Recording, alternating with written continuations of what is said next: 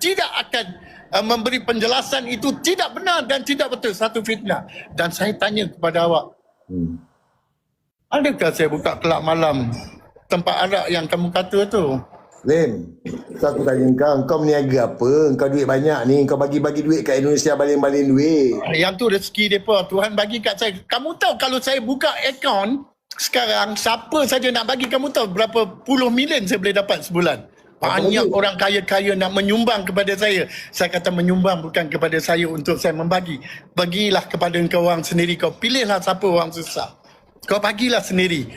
Tahukah berapa ramai yang nak datang, yang nak bagi sumbangan? Itu sama ada halal atau tidak halal. Ya, saya tidak berani ambil kerana saya tahu duit saya duit halal.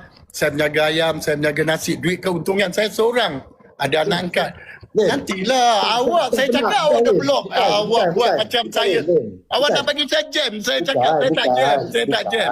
Sebab aku tanya soalan. Kau cakap kau daripada Sumber kau jual ayam, Saloma Bistro, kekayaan kau. Ya. Tapi aku tak pernah tengok orang meniaga makan ke, meniaga ayam ke, pergi tabur-tabur duit, baling-baling duit, tak ada. Engkau je. Itu yang kau tak tahu. Hidayah yang Allah bagi ke aku, bukan aku penting duit. Aku pentingkan orang miskin daripada kekayaan aku.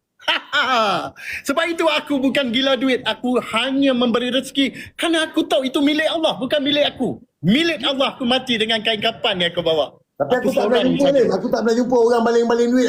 Itu yang kau tak pernah jumpa. Luar biasa yang Allah bagi dekat aku. Salim bin Abdul Rahman. Luar biasa ke luar tabi'i? Itu yang kamu tengok. Kamu tidak dapat terima, kamu nak mengkecilkan saya. Janganlah. Saya tak memperkecilkan awak, Papa Pomo. Awak nak cakap elok, saya memberi penjelasan. Kenapa? Kamu tidak menerima Allah bagi kekuatan kepada saya untuk memberi kepada orang miskin. Kenapa saya tanya?